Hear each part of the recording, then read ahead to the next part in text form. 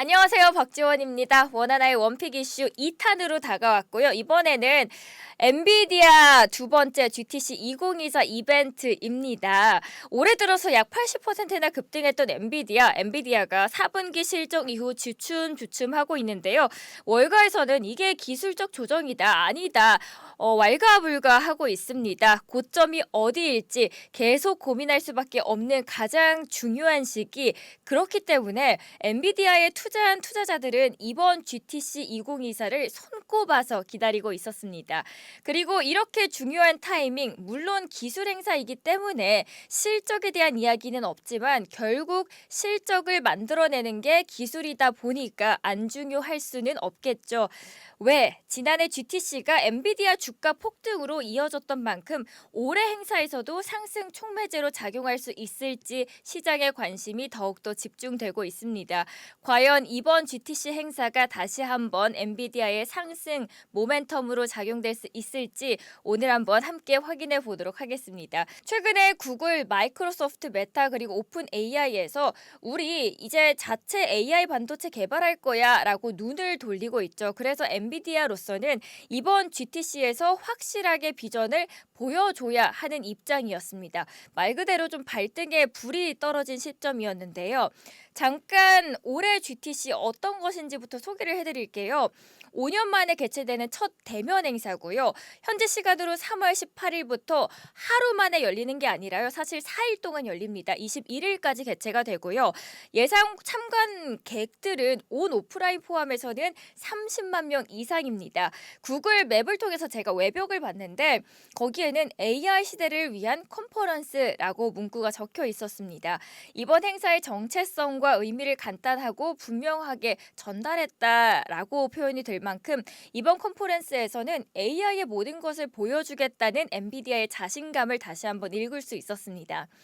기조 연설가 펼쳐진 곳은 미국 캘리포니아주에 있는 SAP 센터 한 10,000명 정도를 수용할 수 있는 대형 콘서트장입니다.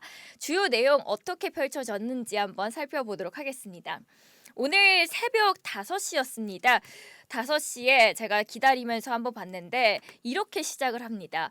Welcome to GTC 하면서 소리를 지르면서 외치기 시작합니다. 그러면서 두둥 젠슨 황이 나타나죠. 오늘도 검정 가죽 자켓을 입고 나타났고요. 얼마 전에 제가 마룬5 공연을 갔었는데 그 공연의 규모 같았어요. 물론 콘서트장이 아니라고 젠슨 황은 처음부터 말을 했지만 젠슨 황도 콘서트장 같은 느낌을 받았나 봅니다. 다시 한번 강조한 걸 보니까요. 시작하기 전에 하나의 시뮬레이션 3D를 보여줬는데요. 모두 집에서 만든 거라고 합니다. 전문가가 필요 없을 정도였고요. 그리고 신기한 거는 지나가다가 이 현대 배가 나오는데 한국인이라서 그런지 저는 눈에 확 들어오더라고요. 그리고 나서 시뮬레이션이 끝나고는 God, I love NVIDIA. 엔비디아에 대한 사랑을 다시 한번 이야기를 하면서 풀어나갑니다.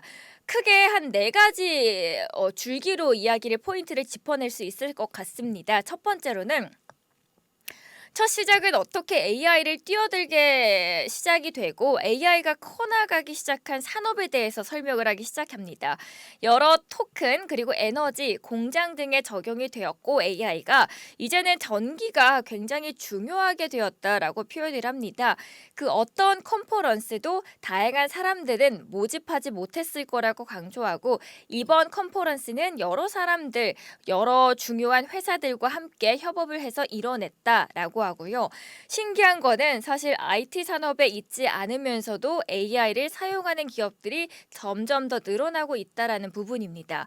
두 번째로는 우리는 더 커다란 GPU가 필요합니다. 라고 하는 부분입니다.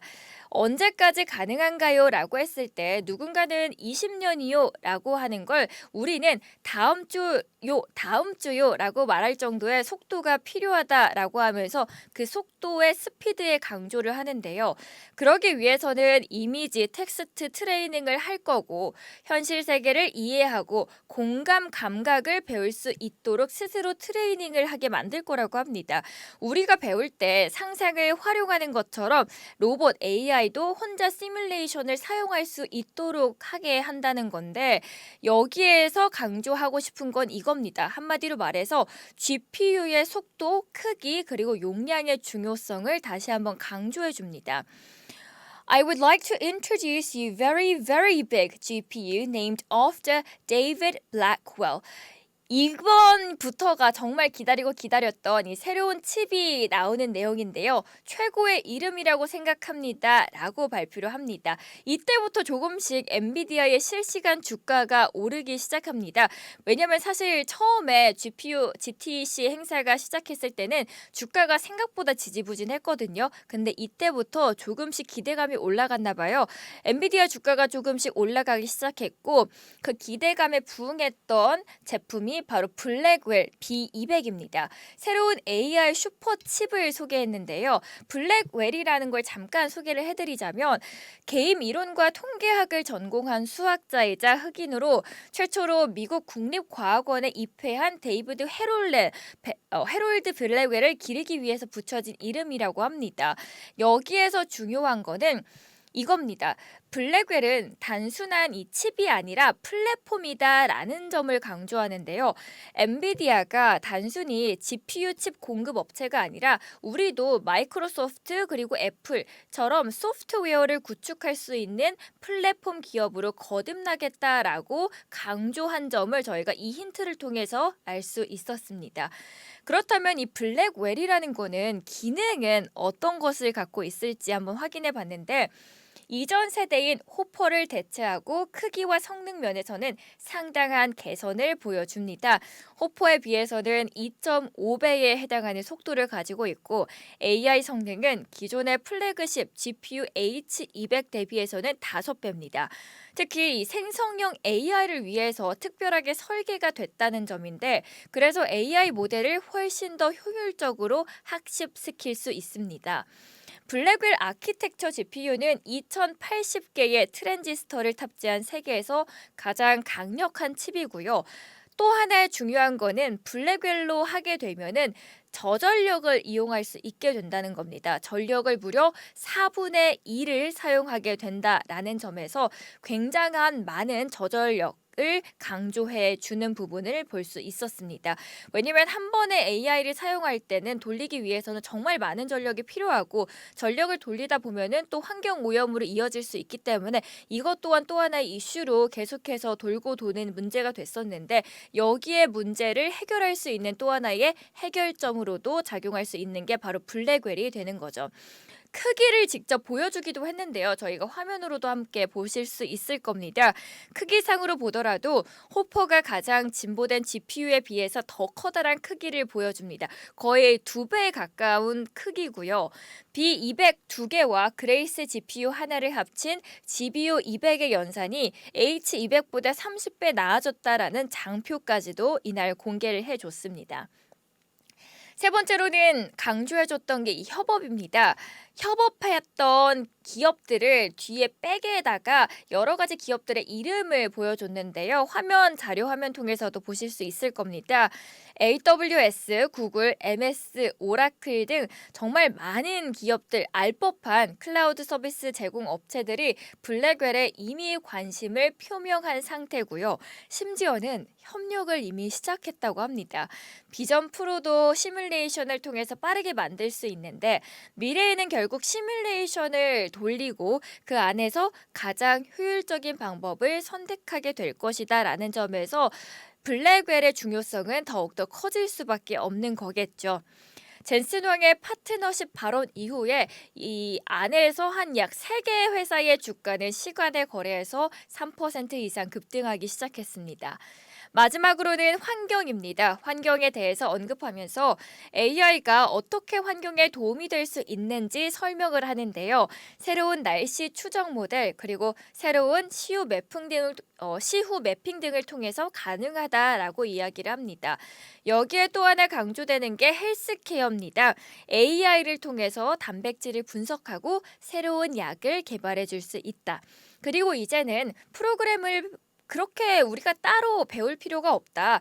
여러 AI를 합치는 것만으로도 새로운 제품은 우리가 만들어낼 수 있고 칩 디자인을 해줄 수 있는 AI까지 만들어 줬습니다.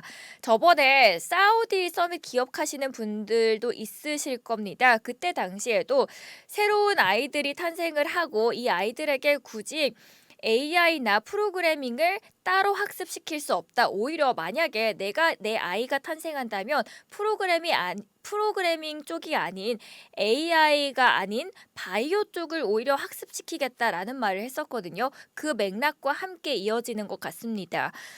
여기서 여러 가지 반복해서 강조되는 한 세 가지 단어들이 있어서 이 부분들은 사실 그렇게까지 중요해 보이지는 않지만 그래도 나왔기 때문에 한 번쯤은 짚고 넘어가는 게 좋을 것 같아서 잠깐 소개를 해드리려고 합니다.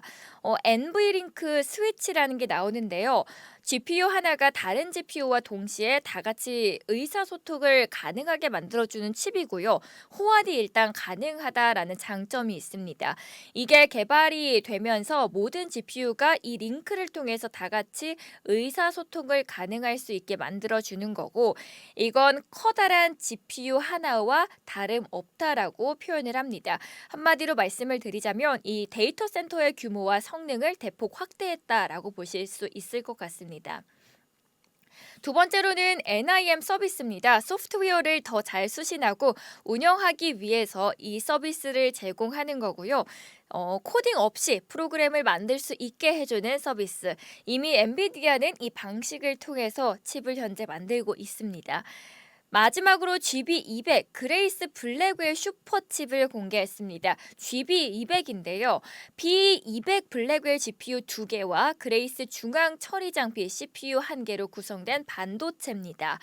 GB200 슈퍼칩 36개로 구성된 GB200 NVL 순행식 렉 시스템도 공개를 함께 했는데 이 시스템은 기존의 H100 GPU로 구성된 시스템보다도 최대 30배가 더 높은 성능을 내고 B200 GPU 8개를 연결하는 HGX B200의 서버 보드도 함께 공개를 했습니다.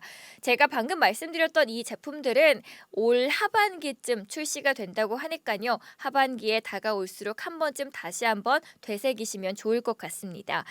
우리는 엔비디아가 AI 분야에서 계속 선두를 달리는 것뿐만 아니라 경쟁사와의 격차도 더 벌릴 것으로 기대한다라고 엔비디아의 전무이사가 이렇게 마지막으로 GTC가 마치고 이야기를 끝맺었습니다. 그러면 기대에 충족이 됐나 전반적인 평가를 봤을 때 그렇지는 않았던 것 같습니다. 여러 가지 아쉬운 점이 있었는데요. 먼저 첫 번째로는 엔비디아의 가격이 공개되지 않았다라는 점입니다. 성능이 한 단계 향상됐을 것이라고 예상되었던 만큼 엔비디아의 칩 가격 책정 계획에 대한 자세한 정보를 찾고 있었는데요. 참고로 A100에서 H100으로 전환될 때 엔비디아 칩 가격은 2배 이상 인상이 됐었습니다. 그래서 가격도 초미의 관심사였죠. 왜냐하면 지금 경쟁사인 AMD의 동성능 칩 대폭 할인 전략에 대한 방어력으로 작용할 수 있기 때문에 이번 시점이 굉장히 중요할 것이다라는 전문가들의 의견이 있었는데요. 거기에 대한 가격이 정확하게 나오지 않아서 아쉬움이 있었고 다만 시장에서는 현재 예측은 하고 있습니다. B100이 25,000달러, 3만 달러 사이 가격으로 책정이 될 것으로 예상은 되고 있습니다. 이 부분도 함께 참고를 하시면 될 것 같고요. 두 번째로는 쿠다가 기대가 되고 있었던 부분이죠. 근데 쿠다에 대한 부분은 언급이 되지 않았습니다. 엔비디아의 사업 전략의 핵심 부분이기도 하고요. 개발자들이 엔비디아 제품을 지속적으로 사용하는 주요 원인으로 꼽힙니다. 락인 효과를 주기 때문인데요. AMD는 최근 자사의 소프트웨어 AMD ROCm에서도 쿠다 기반 앱들이 소스 코드 변경 없이 구동되도록 미친 드라이브를 거는 중이었습니다. 그래서 경쟁사의 해자 무너뜨리기를 좀 뛰어넘을 수 있을까 했는데 쿠다의 최근 업데이트 사항을 공개하나 기대를 했지만 여기에 대한 기대 사항은 없었던 걸로 볼 수 있었고 마지막으로 세 번째는 중국용 신제품 H200 생산 발표였죠. H200은 엔비디아가 미국 정부의 대중국 최첨단 반도체 수출 제한 조치에 대응하고자 했던 거고요. H100 그리고 H200 칩의 대안으로 개발한 저사양 AI의 칩입니다. 지난해 4분기에 미국 정부의 중국 대상 AI 칩 대규모 판매 제재로 인해서 중국 매출 비중이 한 10%포인트 이상 급락을 했는데 일부 물량은 싱가폴 아시아 지역 벤더를 통해서 우회해서 중국 쪽으로 팔고 있다 하지만 여전히 엔비디아에 주는 리스크 그리고 주요 원인으로 파악이 되고 있었거든요. 미국 정부의 강화된 규제를 우회할 수 있는 중국용 신제품 발표를 그래서 이번 GTC에서 기대를 하고 있었는데 GTC에서 여기에 대한 발표는 없었습니다. 그래서 사실 이번 GTC 2024에서 우리가 기대하고 있었던 이 세 가지 큰 부분들에서는 큰 해결책이 나오지 않았기 때문에 전반적으로 월가에서 평가하기를 예상했던 것보다는 큰 무언가가 나오지 않았다라는 결과를 도출해낼 수 있었던 겁니다. 월가에서는 GTC 전후로 해서 좀 긍정적인 평가가 나오긴 했습니다. 현재 엔비디아를 커버하는 애널리스트 중에서 54명이 있었는데요. 매수 또는 비중 확대의 의견을 줬고 6명이 보유 투자 의견을 제시를 했습니다. 사실 미국에서는 한국에서는 없지만 미국에서는 애널리스트들이 리포트에서 매도 의견도 많이 주곤 하거든요. 그런데 신기하게도 엔비디아에 대한 매도 의견은 단 한 명도 없었다는 점이 특이했습니다. 웨드비슈에서는 엔비디아의 목표 주가를 850달러에서 1000달러로 상향했고요. BOA에서는 목표 주가 925달러에서 1100달러로 상향 조정했고 심지어 HSBC에서는 목표 주가를 880에서 1550달러로 상향 조정했는데 물론 H100에서 B100 모델로 전환하는 과정에서는 불확실성이 있을 수는 있지만 결국 B100이나 GB200을 통해서 AI, 엔비디아가 다른 기업들과의 격차를 끊임없이 벌릴 수 있을 것이다라는 믿음이 있다라는 점을 파악할 수 있었습니다. 다만 일부 애널리스트들과 투자자들은 엔비디아가 기술적인 과매수 구간에 진입하면서 하락세를 잠시 보일 수 있다라는 지적도 물론 있습니다. 로버트 W. 베어드 앵커에서는 이번 행사가 큰 촉매제가 될 것이라고 하면서 뉴스에 파는 현상, sell the news가 이뤄질 수 있다라고도 언급을 했습니다. 그래서 오늘 또 실망감으로 인해서 오늘 밤이죠. 미국장이 열렸을 때 한번 엔비디아 주가 흐름은 살펴보셔야 될 것 같습니다. 루머와 서프라이즈 부분은 살짝 언급만 드릴게요. 주문형 커스텀 반도체 사업 진출 가능성이 있었거든요. 루머형으로. 엔비디아의 가장 큰 리스크로 얘기되는 것은 결국 빅테크들은 자체 칩 디자인을 점점 넘어갈 것이고 로이터가 2월에 단독성 보도로 낸 게 엔비디아가 커스텀 칩 신사업부를 키우고 있다라고 하는 거였는데 이번에 정식 공개가 되나 했지만 여기에 대한 이야기는 없었습니다. 그리고 만약에 이게 현실화될 경우에는 이쪽이 주력인 브로드컴, 마벨 입장에서는 위협이 되는 거였고요. 엔비디아에게는 기회가 되는 거였지만 특별한 이야기는 없었다라는 점입니다. 엔비디아가 마련한 각종 세션에는 오늘 이제 젠슨 황의 연설 외에도 정말 많은 이야기들이 있을 예정이거든요. 사실 오늘 오프닝 외에도 4일이 남았잖아요. 디즈니 리서치와 구글 딥마인드, 스탠포드 등 AI 관련된 다양한 학회 그리고 업계 관계자가 참석을 합니다. 이 안에서는 삼성전자, KT 그리고 울산대 등 많은 기업들이 참석을 하고요. 한국 기업 중에서 가장 많이 언급된 기업은 역시나 반도체 안에서 삼성전자, SK하이닉스였는데 이번 두 기업 모두 GTC에 참석을 하게 됩니다. 삼성전자는 이번 행사에서 12단 적층 36GB HBM3E를 공개하는 별도의 세미나를 진행할 계획입니다. SK하이닉스도 여기에 뒤질 수는 없겠죠. 차세대 CXL 메모리와 HBM3E를 비롯해서 RDIMM 등 정말 많은 HBM 신기술을 선보일 예정이고 엔비디아와의 밸류체인 협업 관련 논의를 할 것이라는 이야기가 나오고 있습니다. HBM은 고대 역폭 메모리를 이야기하는데 하나증권에서는 SK 하이닉스에 대해서 2분기부터 출하 예정인 5세대 HBM3E가 경쟁사 대비해서 시장 점유율 우위를 이어갈 것이고 여기에다가 디램과 낸드의 고정 가격도 지속적으로 올라오기 시작하면서 실적 개선이 더욱더 기대된다라고 긍정적으로 분석을 하고 있습니다. 여기에다가 KB증권은 어떻게 이야기를 하고 있나 보니 이번 GTC 행사가 AI 반도체 업종 전반에 걸쳐서 상승 재료로 활용될 거고 삼성전자와 SK하이닉스 외에도 한미반도체, 앞서 언급된 가온칩스 등을 수혜주 명단에 포함시킬 것이다라고 했습니다. 그러니까 저희가 단순히 언급했던 삼성전자, SK하이닉스뿐만 아니라 반도체 전반적인 한국의 반도체 업계에도 훈풍을 가져다 줄 수 있다라는 거죠. 과연 오늘장 흐름에서도 저희가 정말 그 훈풍을 누릴 수 있을지는 기대를 해봐야겠습니다. 결론적으로 이야기를 드리자면 지난주 미국 증시가 AI 열풍의 핵심인 엔비디아를 중심으로 기술주들의 차익 실현 물량이 출회된 가운데서 이번 GTC 행사를 이후로 반등이 나온다면 국내 기술주의 상승 재료가 될 것으로 보이는데요. 또 하나의 관전 포인트가 있습니다. 내일 있을 GTC 애널리스트 데이가 있고요. 그리고 수요일에 장 마감 후에 마이크론 실적 발표가 있습니다. 그러니까 오늘뿐만 아니라 사실 반도체 관련된 이슈들은 이번 주 내내 끊임없이 있을 예정입니다. 그래서 오늘만 예의주시하시는 게 아니라 내일 그리고 수요일까지도 계속해서 지켜보시는 게 좋을 것 같습니다.